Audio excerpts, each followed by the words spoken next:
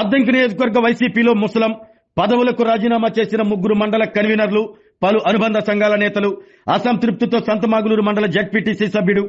అద్దంకి నియోజకవర్గ YCP incharge doctor Chintalapudi Ashok Kumar మమ్మల్ని పట్టించుకోవటం లేదు, పార్టీ కార్యక్రమాలకు సైతం పిలవకుండా అవమానపరుస్తున్నారు. వైసీపీ పార్టీ ఆవిర్భావం నుండి పార్టీకి కష్టపడి పనిచేస్తే ఇప్పుడు నియోజకవర్గానికి కొత్తగా వచ్చిన ఇన్ఛార్జ్ డాక్టర్ అశోక్ మమ్మల్ని పూచక పొలంలా చూస్తూ తనకంటూ ఒక కొత్త టీంను ఏర్పాటు చేసుకుంటున్నారు. కొత్త టీం ఏర్పాటు చేసుకోవటం తప్పు కాదు, కనీసం మాకు మాట మాత్రం కూడా చెప్పలేదు అంటూ వైసీపీకి చెందిన